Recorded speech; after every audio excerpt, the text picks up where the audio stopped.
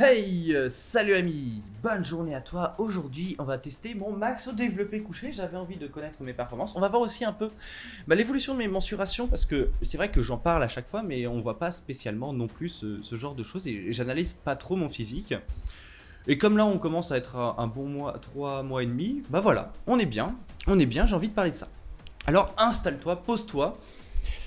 Et puis voilà. Alors voilà, ce petit max au développé couché, on commence. Donc 40 kilos, on est mignon, ça passe tranquille. Donc là, c'est bon. Bon bah les 60 aussi. Et je tente directement les 80 kilos. Est-ce que ça passe? Oui. Alors je suis particulièrement content parce qu'il faut savoir que avant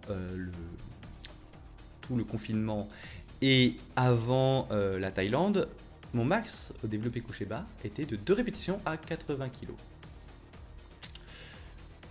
Ouais, c'est ridicule. Ah ouais, c'était particulièrement bas. Alors, je suis toujours très bas, et on va voir ça dans la suite. Maintenant, 90 kilos. Ouais, on passe. Une répétition et demie. Hein. On va compter que pour qu'une seule répétition, parce qu'il me manque 2 cm pour toucher ma poitrine, sachant que j'arrive à en faire une deuxième avec un petit peu d'aide. Donc, je considère que c'est validé comme une seule répétition. On va progresser, j'aimerais bien du coup, comme je te l'ai dit, j'ai certains objectifs pour Noël, donc tu peux les voir affichés ici. Et je pense être capable d'atteindre au moins une bonne répétition propre, nette, pour Noël.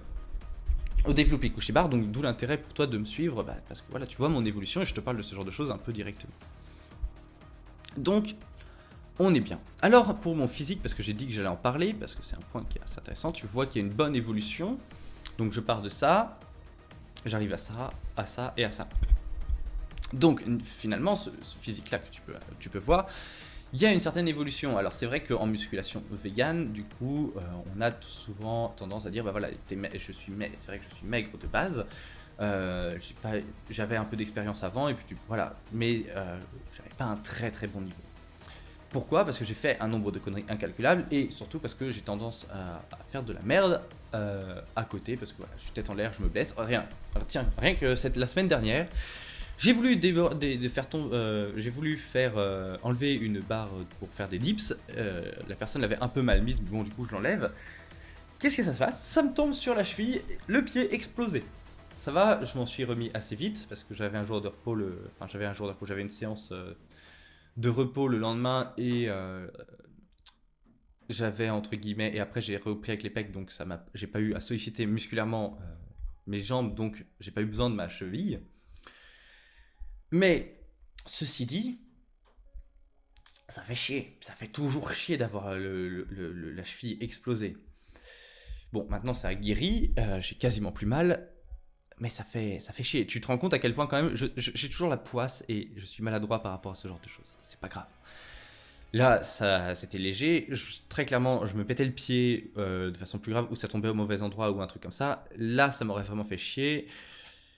Et puis voilà, ça arrive à un moment ou à un autre. Le problème, c'est que j'ai l'impression que ça m'arrive tout le temps, d'où le fait que mon niveau n'ait jamais été très bon. Alors là, ceci dit, je suis quand même particulièrement heureux parce que j'ai battu tous mes objectifs, toutes mes meilleures perfs à l'heure actuelle en très peu de temps, beaucoup moins de temps qu'il m'ait fallu pour les atteindre. Alors évidemment, il y a la mémoire musculaire, évidemment, ce genre de choses, ça joue. Plus l'expérience du fait que je connais la façon dont je peux m'entraîner pour atteindre ces performances-là, donc ça fait que, en vrai, j'ai beaucoup moins de temps. Une personne qui débuterait vraiment de zéro n'aurait pas ce type de résultat-là. Pour le coup, si. Alors, c'est vrai qu'en musculation vegan, tu vas me dire, voilà, on a tendance à avoir des vegans qui sont très maigres et le fait que je sois très grand facilite ce genre de choses. Je fais quand même 1m90. Un bon 1m90 avec des poignets de fillette, des chevilles de fillette, des genoux de fillette. Ouais, j'ai un squelette extrêmement fin. Et heureusement, il n'y a que ça qui est fin. J'allais dire, il n'y a pas que ça qui est fin. Enfin, on arrête les blagues de mauvais goût sur certaines parties de mon anatomie. Mais en gros, c'est la merde. C'est la merde pour paraître vraiment balèze. Bon, est-ce que c'est vraiment ça que je veux ressembler? Non, je veux le meilleur physique pour moi-même. Le problème, c'est qu'avec Internet, on a cette tendance à comparer systématiquement les personnes. C'est sûr que si tu vois un gros qui maigrit, c'est le truc le plus épique du monde, parce que voilà, il y a un réel changement de vie. Voir un maigre comme moi qui prend de la masse, Il y a un côté moins épique.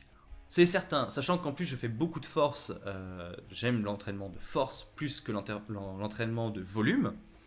Donc je prends plus vite entre guillemets en force que ce que je prends en volume. Mes mensurations augmentent, alors pareil, niveau mensuration, j'avais dit que j'allais critiquer un peu ça. De base, sans entraînement, je suis à un tour de bras de 30 cm. Et encore, je crois que dans les parties les plus maigres de ma vie, j'ai dû faire du 28 cm. Ouais, c'est dégueulasse. Alors là, j'ai atteint les 35 cm de tour de bras. C'est très peu par rapport à beaucoup de personnes qui s'entraînent depuis longtemps et ce genre de choses. J'en conviens. J'ai un gros point faible sur les bras. Je travaille ça, évidemment. Et j'espère pouvoir atteindre les 36 pour Noël, voire les 37. Je me doute que ça va pas être instantané, mais voilà, déjà c'est un genre de choses. C'est un point qui va être assez important. Alors pareil, j'ai d'autres difficultés à prendre, notamment ça va être sur les cuisses. J'ai des cuisses très fines parce que j'ai des fémurs très longs. Pour te dire, ils sont plus longs que Non, ils sont plus longs que ma planète. Et du coup, voilà, ça... Faut que j'arrête les comparaisons vaseuses avec mon anatomie intéresse. J'en peux plus. T'es d'accord avec moi, toi? Bon, de toute façon, tu dors. Et au final, ça joue énormément. Pareil, ça va jouer aussi au niveau de mon squat. Je peux pas descendre. J'ai une bonne mobilité de cheville et j'ai une bonne force dans le dos qui me permet de compenser l'absence, le levier dû à mes grands fémurs. Parce qu'en fait, si ma taille et si je fais 1m90, c'est parce que j'ai de très grandes jambes. Ceci dit, j'ai un petit buste. J'ai le buste d'une personne. En termes de taille, j'ai plusieurs de mes connaissances qui font dans les 1m75 et j'ai à peu près, pour ces personnes-là, j'ai toujours à peu près la même. Je règle les machines de la même façon pour la taille du buste. Autant te dire que ça me fait chier. Je fais 1m90 et j'ai un tout. Alors, c'est vrai que pour paraître plus musclé en haut, tu vas me dire c'est plus intéressant. C'est sûr. Pour paraître plus musclé au niveau des jambes, non, on a l'impression que je suis une sorte de géant sur pattes. Ça fait un peu une sorte de puce, c'est un peu dégueulasse. Bon, c'est pas grave, on va bosser ça, tu vois, on a tous une génétique de base, et on va essayer de maximiser, d'exploiter cette génétique pour rendre les côtés forts les plus forts possibles, et que les points faibles s'amenuisent entre eux, et de donner une forme d'harmonie. En fait, c'est ça le bodybuilding. C'est une harmonie visuelle, de telle sorte que ce soit beau. C'est une recherche de l'esthétique. Mon esthétique maximale, j'en suis encore très loin. J'ai dépassé au niveau de mes performances physiques tous mes trucs, et pour l'esthétique, ça va. J'ai pas encore explosé toutes mes meilleures mensurations. Les bras, j'ai explosé ça. Les pecs et les épaules, il me manque encore quelques centimètres. Mais c'est pas grave. Sachant que ces fois où j'étais bien meilleur au niveau de mes mensurations, ce qui se passait, c'est que j'étais gras comme un sac. Je bouffais comme 4 alors que je ne devrais pas. Et très clairement, mon alimentation et la gestion de mon alimentation est bien meilleure depuis. En fait, c'est pour ça qu'on se rend pas compte qu'il faut autant de temps pour la musculation, c'est qu'il faut faire vraiment beaucoup de conneries. Soit on s'entoure d'un coach et on paye et on va plus vite. Tu vois, la personne compense entre guillemets nos erreurs, ou entre guillemets on fait plein de conneries comme moi et on apprend à chaque fois. C'est-à-dire que je sais que maintenant, le nombre de calories que je dois manger et que je ne dois pas dépasser pour prendre du muscle et pas prendre trop de gras. Et à l'inverse, comment maintenir le maximum de masse musculaire en perdant du gras, ça prend. Évidemment, j'en fais toujours à l'heure actuelle. C'est certain que je fais encore des conneries par rapport à mon alimentation, parce que soit je manque de connaissances, soit il y a un moment où les choses ne sont pas parfaites. Tu vois, il y a un moment où je me dis, bon, allez, je fais un petit écart pour cette fois-ci, ou parce que je manquais de temps, etc. Il y a des points sur lesquels il faut que je progresse, et je te le dis en vidéo, il faut que j'améliore encore mon sommeil. C'est-à-dire que je me couche tôt et je me lève tôt, mais mon sommeil n'est pas encore d'une qualité vraiment nécessaire, enfin parfaite pour l'amélioration et la prise de masse, notamment parce que j'ai beaucoup trop de phases, entre guillemets, de sommeil léger. En tout cas ces derniers temps, donc il faut que je travaille ça. Pareil, sur ma gestion, sur le cortisol, tu me connais, je suis quelqu'un de particulièrement stressé, tu l'as vu dans pas mal de mes vidéos, ne serait-ce que ma dermite qui apparaît tous les temps de temps parce que voilà, je stresse trop, ça peut être de l'eczéma, j'ai fatigue, enfin j'ai plein de trucs qui apparaissent à cause du stress de saloperie, parce que voilà, c'est la merde. Je suis un stressé de la life. Ça m'aide à travailler, être plus performant, ok, c'est bien. Mais d'un autre côté, ça me fait chier parce que voilà, le stress me gêne énormément quand tu as ma prise de muscle et quand pour générer le gras, tu t'en doutes, avec le problème du cortisol.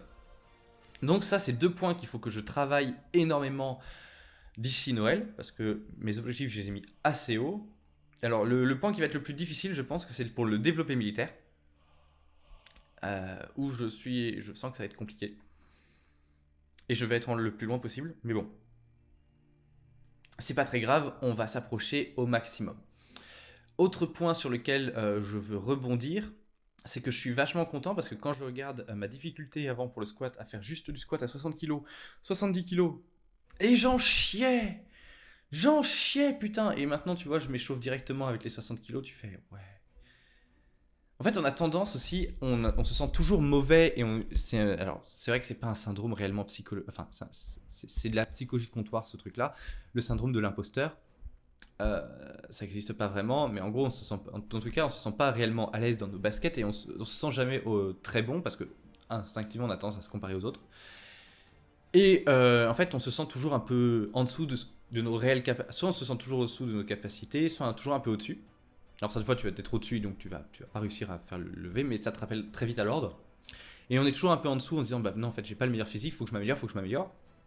Et on a tendance à oublier que finalement, on était vraiment nul avant. Et que là, à notre point actuel, on est vraiment nul par rapport à ce que l'on sera. La musculation, c'est, je pense, le sport qui se travaille le plus sur le long terme. Alors, discipline sportive, si c'est pas vrai, si tu considères que c'est pas un sport, pourquoi pas? Mais c'est la question. Voilà, c'était ma petite vidéo, c'était un petit road to Sequoia tranquille, posé, pépère. Ce que je te propose, c'est que tu t'abonnes, tu cliques juste ici. Sinon, tu regardes une autre vidéo, le road to Sequoia précédente, et puis tu peux checker ça. Allez, sur ce, je te laisse. À demain dans une prochaine vidéo. Ciao!